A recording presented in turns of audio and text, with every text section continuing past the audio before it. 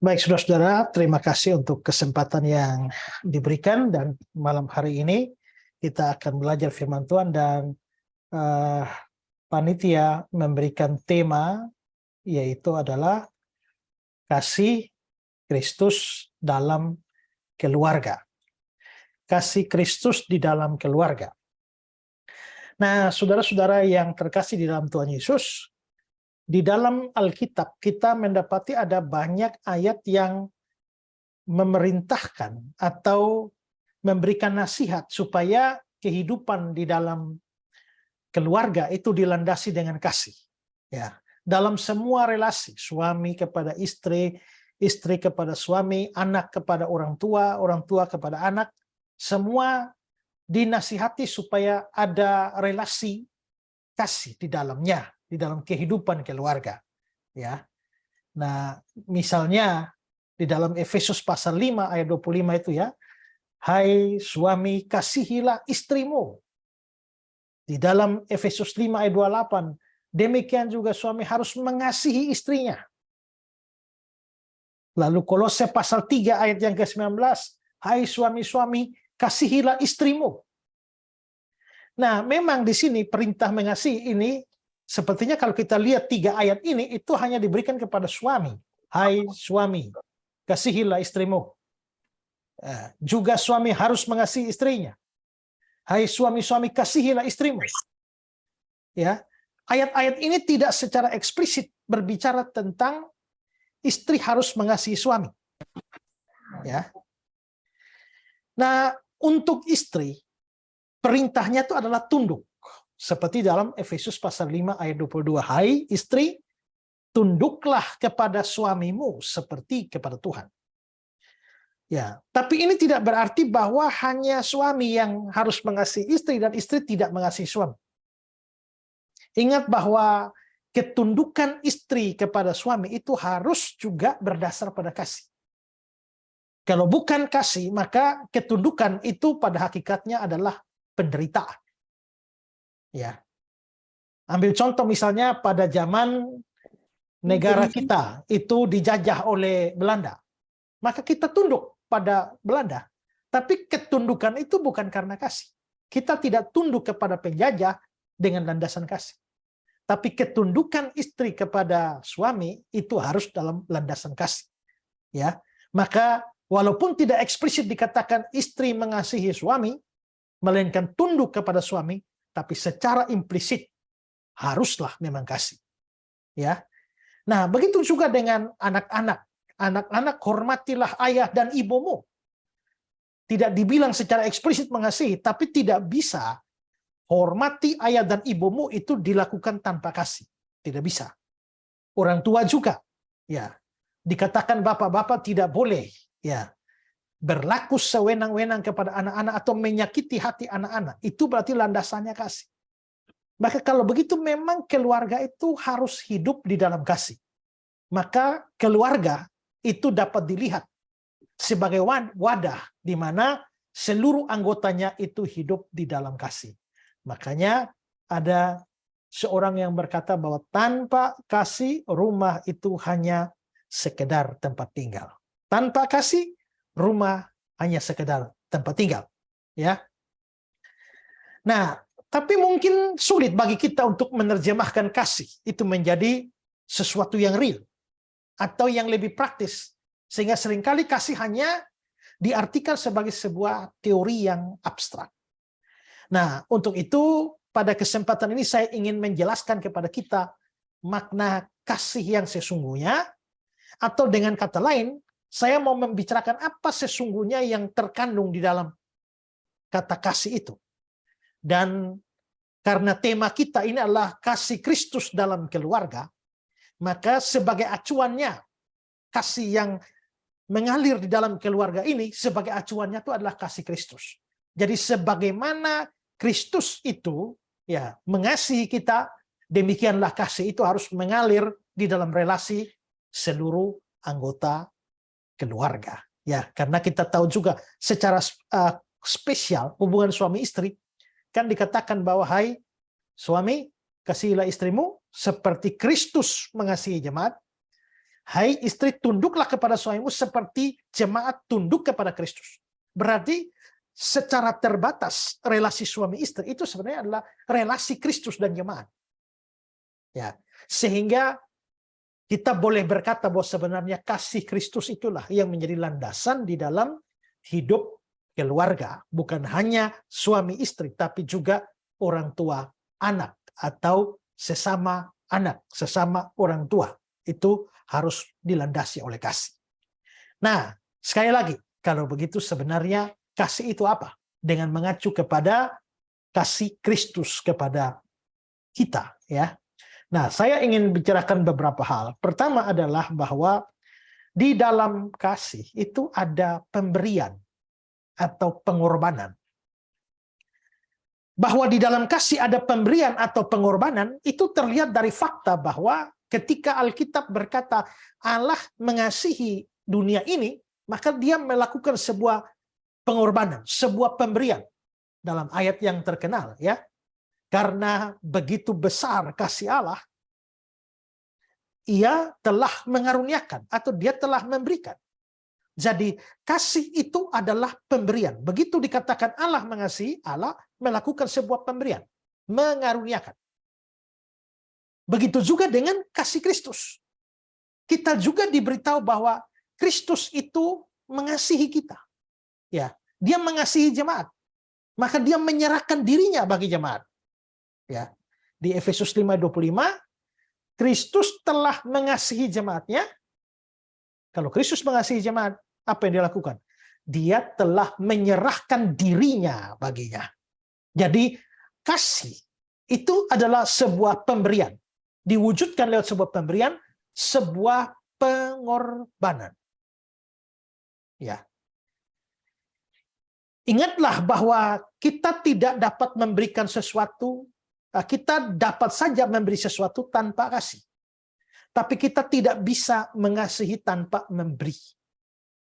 Kita bisa mengasihi tanpa memberi. Kita bisa memberi tanpa mengasihi. Misalnya kalau saudara ditilang oleh polisi, lalu polisinya minta duit. Ya, saudara memang kasih polisi itu duit. Tapi apakah saudara kasih polisi duit itu karena saudara mengasihi polisinya? Tidak. Ya, maka orang bisa mengasihi tanpa, orang bisa memberi tanpa mengasihi. Tapi orang tidak bisa mengasihi tanpa memberi. Karena kalau kita mau melihat kasih Kristus di dalam keluarga, sedangkan Kristus menunjukkan kasihnya dengan cara memberi, yaitu memberi dirinya. Seperti Bapa juga memberi anaknya yang tunggal. Maka di dalam keluarga, kalau kita hidup di dalam kasih, maka itu harus ada actionnya. Dan actionnya salah satunya itu adalah memberi atau berkorban. Ya, as Belen itu di dalam 1 Yohanes 3 ayat 16, ya, demikianlah kita ketahui kasih Kristus, yaitu dia menyerahkan nyawanya. Jadi kasih Kristus membuat dia menyerahkan. Lagi-lagi kasih itu adalah memberi. Ya, S. Belen mengatakan kata-kata begini, omong kosong jika Anda bilang Anda mencintai seseorang, tapi Anda tak mau berkorban baginya.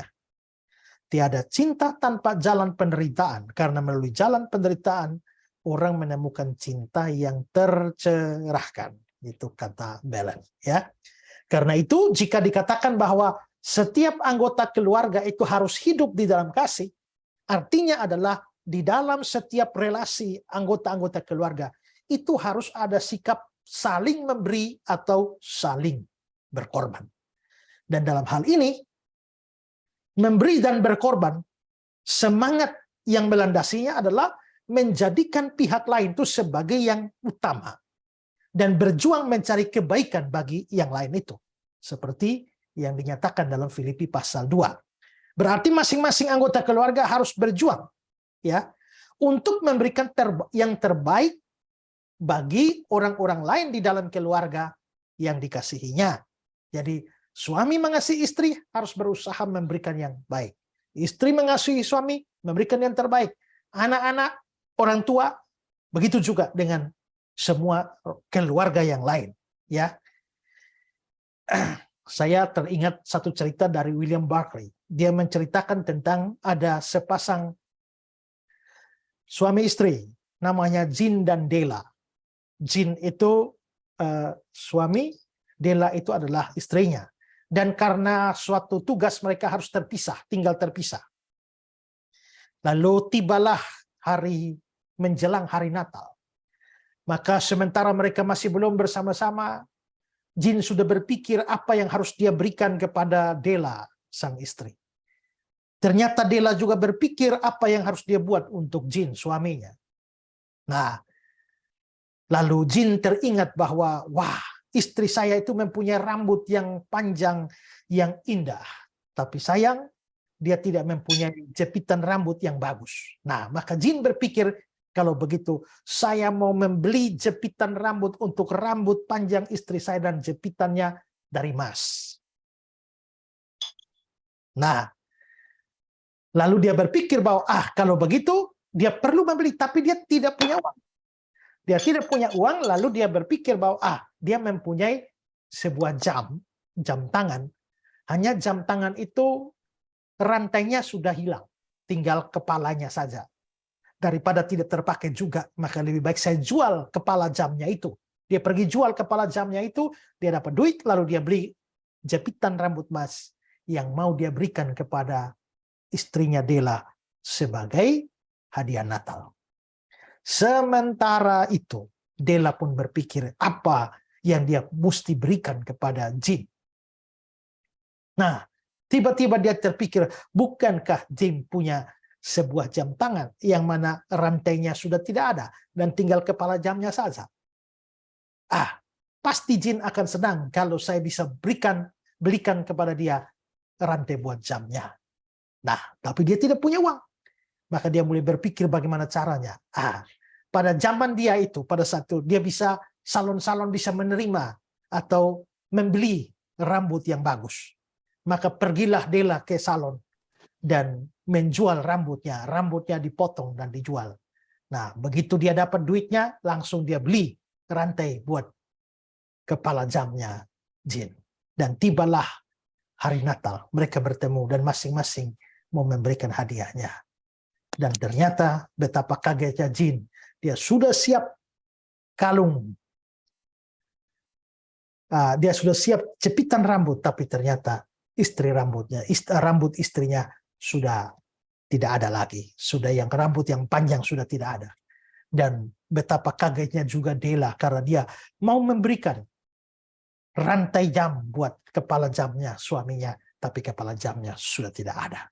Nah, cerita itu berakhir di situ seperti cerita tutur dari Barclay. Tapi pemberian masing-masing menjadi tidak berguna. Tapi sebenarnya di situ kita bisa melihat kasih, bahwa kasih itu selalu memikirkan yang terbaik bagi orang lain dan berkorban bagi orang lain. Nah, dengan melakukan hal seperti itu, maka dapat dikatakanlah bahwa seluruh keluarga itu dapat meneladani kasih Kristus. Kasih Kristus bisa dinyatakan di dalam keluarga ketika di dalam anggota keluarga semuanya mau berkorban dan mencari yang terbaik atau bekerja demi kebaikan yang lain. Ya, itu yang pertama. Sekarang yang kedua adalah di dalam kasih itu ada penerimaan. Ya, di dalam kasih ada penerimaan selain pengorbanan. Yang saya maksudkan dengan penerimaan di sini adalah menerima pihak lain yang dikasihi itu. Dan itulah yang dilakukan oleh Kristus. Kasih Kristus itu adalah kasih yang bersifat menerima. Menerima siapa? Menerima kita, orang berdosa.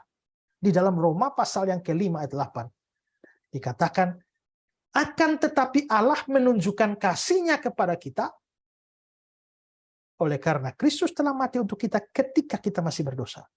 Jadi karena kasih-Nya Allah mau menerima kita sekalipun kita adalah orang berdosa. Ini Allah Bapa. Kita juga bisa melihat sikap yang sama, kasih yang sama itu di dalam diri Kristus. Di dalam Lukas pasal 15 ayat 2, dia menerima orang-orang berdosa dan makan bersama-sama dengan mereka. Jadi ada penerimaan. Tadi kita bisa melihat kasih Allah Bapa itu memberi. Kasih Kristus juga memberi. Maka kalau kasih itu tinggal dalam keluarga, keluarga itu mau memberi satu sama lain. Tapi sekarang kita melihat kasih Allah itu menerima orang berdosa. Dan Kristus juga menerima orang-orang berdosa. Ini kasih. Tentu saja ini tidak berarti bahwa ketika Allah dan Kristus menerima orang berdosa berarti kita tetap hidup dalam dosa. Tidak. Tekanannya di sini adalah bahwa kondisi kita yang buruk itu tidak menyebabkan Allah atau Tuhan Yesus membuang kita. Tidak. Karena itulah dapat kita katakan bahwa di dalam kasih sebenarnya ada penerimaan seorang terhadap yang lain. Makanya Paulus dalam semangat kasih, dia mengatakan kepada jemaat di Roma, sebab itu terimalah satu akan yang lain, seperti Kristus juga telah menerima kita. Terima seperti Kristus menerima kita. Jadi kalau dikatakan bahwa keluarga itu harus hidup di dalam kasih Kristus, maka harus ada penerimaan di dalam keluarga seorang terhadap yang lain. Ya. Nah, mungkin saja kalau kita bisa lihat relasi di dalam keluarga di mana ada orang tua, anak, ya, suami istri, mungkin antara orang tua dan anak itu tidak ada kesulitan di dalam penerimaan. Mungkin tidak ada kesulitan yang berarti. Karena orang tua bisa menerima anak. Anak bisa terima orang tua. Tetapi di dalam kasus-kasus tertentu itu tidak mudah. Ya, ada seorang teman. Dia lahir sebagai anak yang tidak terlalu normal. Ya. Dan dia selalu curhat bahwa dalam banyak kasus kalau mamanya sudah emosi, mamanya selalu mulai ngomong dia bahwa menyesal melahirkan lu. Coba dulu tidak melahirkan lu saja. Lahirkan lu ini bikin mama tambah susah. Dan itu membuat dia merasa tidak diterima oleh orang tuanya. Jadi kebanyakan kita bisa lihat orang tua bisa terima anak, tapi dalam kasus tertentu tidak. Sebaliknya juga, kebanyakan anak memang tidak ada problem di dalam menerima orang tuanya. Tapi dalam kasus-kasus tertentu, ada anak-anak yang tidak rela menerima orang tuanya. Kenapa dia harus lahir dari orang tua miskin seperti ini? Ya, kenapa dia harus datang dari keluarga yang melarat seperti ini? Tidak seperti orang lain. Jadi ada kasus-kasus di mana antara anak dan orang tua itu bisa tidak saling menerima. Tapi mungkin yang paling banyak, bagaimanapun juga, ada hubungan darah kan. Anak saudara dengan saudara bisa saling menerima, tapi paling banyak kasus itu adalah ketika dalam relasi suami istri, di mana ini tidak ada hubungan darah antara suami dan istri. Jadi juga ketemunya sudah dewasa dalam pernikahan yang normal. Maka memang kita bisa melihat bahwa seringkali penerimaan itu menjadi masalah. Karena ketika seorang laki-laki mulai membangun rumah tangga dengan seorang perempuan, maka kita bisa melihat bahwa ya ada banyak sikap yang buruk tidak muncul di dalam masa pacaran misalnya. Tetapi ketika masuk di dalam rumah tangga, maka segala macam sikap yang buruk itu muncul. Ya, sehingga mulai nampaklah bahwa orang yang kita kasihi itu baik suami atau istri tidak seperti yang kita bayangkan. Ya, karena itulah kebutuhan akan penerimaan itu menjadi sesuatu yang penting. Karena pihak-pihak itu bisa mempunyai kekurangan dan kelebihan. Kekurangan, kelemahan. Saya pernah melihat sebuah tulisan atau gambar ya. Gambar ini mau menggambarkan suami yang baik itu seperti apa. Nah, lalu tulisan itu mengatakan suami yang baik itu bagaimana ya? Suami yang baik itu tidak suka marah. Suami yang baik itu tidak kasar. Suami yang baik itu tidak pelit. Suami yang baik itu tidak dendam. Suami yang baik itu tidak egois. Suami yang baik tidak sombong. Suami yang baik tidak suka bohong. Suami yang baik itu tidak selingkuh. Suami yang baik itu tidak malas. Suami yang baik itu tidak boros. Suami yang baik itu tidak merokok.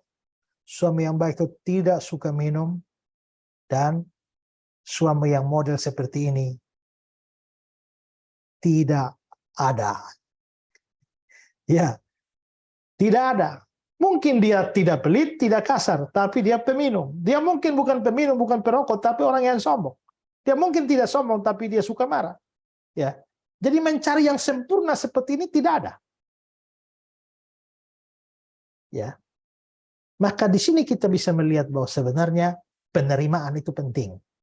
Saya kira ada banyak keluarga yang akhirnya menjadi bercerai setelah beberapa tahun mereka menikah.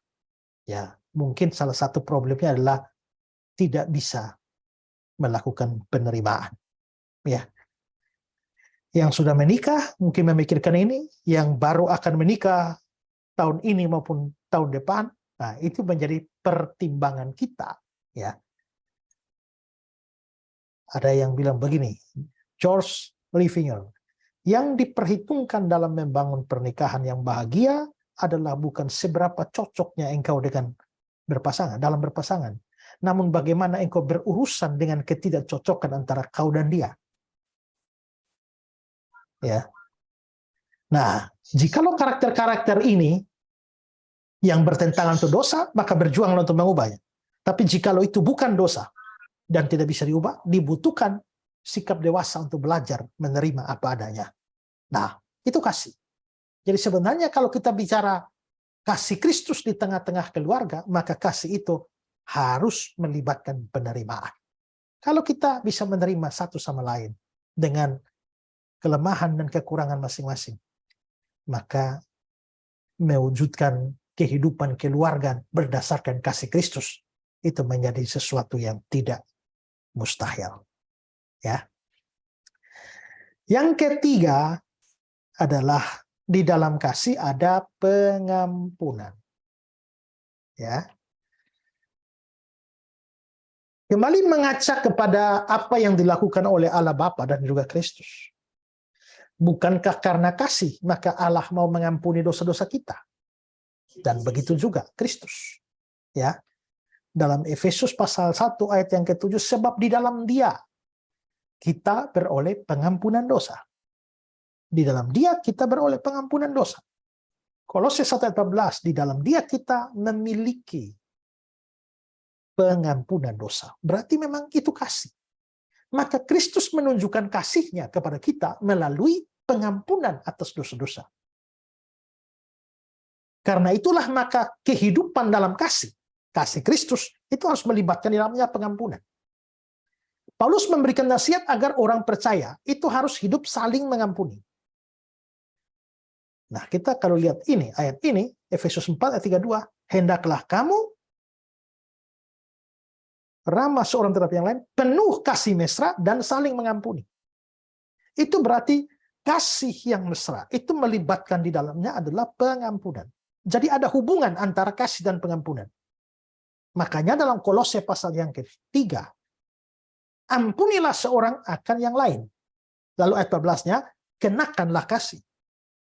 Jadi kasih dan pengampunan itu ada hubungan. Seorang yang mempunyai kasih pasti akan bersedia mengampuni orang-orang yang bersalah kepadanya. Sedangkan seorang yang menyimpan amarah dan kebencian dan dendam, tidak mengampuni, pastilah tidak mempunyai kasih di dalam hatinya.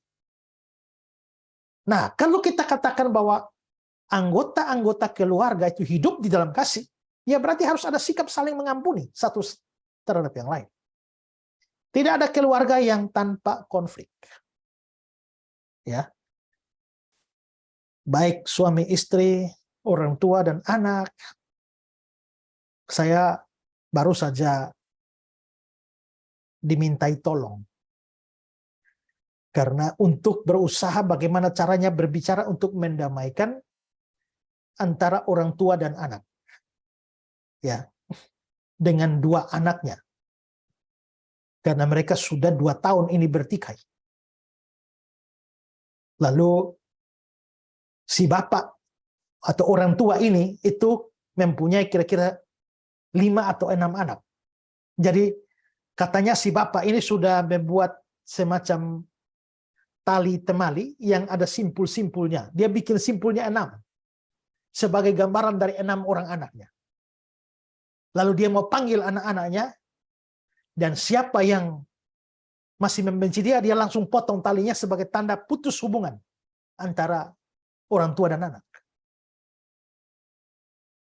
Itu terjadi.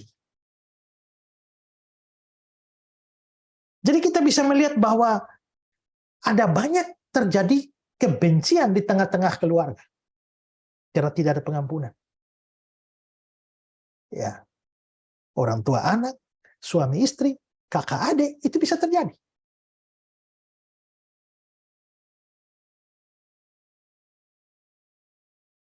Saya tahun 90-an, 93 atau 94, ya, sebelum saya berangkat kuliah ke Malang, saya berangkat ke sana. Pada waktu itu satu peristiwa terjadi sebelumnya adalah antara om saya 2 orang. Itu memberikan pernyataan resmi bermaterai bahwa mereka putus hubungan keluarga. Ya. Tapi puji Tuhan bahwa ternyata waktu saya kuliah di Malang itu saya dengar bahwa mereka sudah kembali rekonsiliasi, telah berdamai dan saling mengampuni. Jadi kita bisa melihat bahwa pengampunan itu penting. Kalau tidak, keluarga tidak bisa menjadi keluarga yang betul-betul hidup di dalam kasih Kristus. Tidak ada keluarga tanpa konflik. Tidak ada keluarga tanpa cekcok. Tidak ada keluarga tanpa ketersinggungan. Dan karenanya di sini dibutuhkan kerelaan untuk saling mengampuni setelah konflik-konflik itu. Ingatlah, saya dalam minggu kemarin saya khotbah, kalau ada orang yang paling sukar diampuni, itu adalah orang yang paling kita cintai, yang paling kita sayangi. Kita tidak akan terlalu sakit hati kalau dimaki orang di pasar, orang yang tidak kita kenal. Tapi kalau dimaki langsung oleh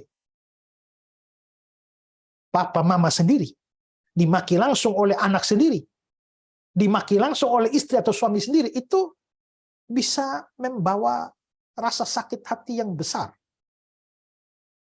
Ya, tetapi dengan kasih, pendosa terbesar pun dapat diampuni.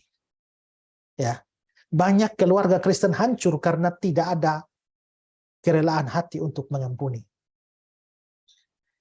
Karena itulah maka, ya, kalau kita bicara misalnya di dalam relasi orang yang mau nikah misalnya, itu memang itu perlu menyadari itu. Dalam nasihat untuk memasuki pernikahan itu ya, seorang namanya Langdon Mitchell, dia berkata begini, ya. Pernikahan terdiri dari komposisi menu sebagai berikut. 3 porsi cinta dan 7 porsi memaafkan kesalahan pasangan. Nah, cinta itu 3 saja, tapi memaafkan itu harus 7. Ya, karena kalau tidak maka sukar. Ya, nah marilah kita belajar mengampuni di antara sesama anggota keluarga satu sama lain. Ya, nah saya tidak tahu bagaimana kondisi kita di dalam keluarga kita masing-masing dalam relasi suami, istri, orang tua, anak, tidak tahu. Tapi minimal di sini kalau kita memang mau menerapkan kasih Kristus di tengah keluarga kita, maka kasih itu harus ada pengorbanan, yaitu belajar memberi terbaik kepada yang lain. Kasih itu melibatkan penerimaan terhadap yang lain, dan kasih itu melibatkan pengampunan terhadap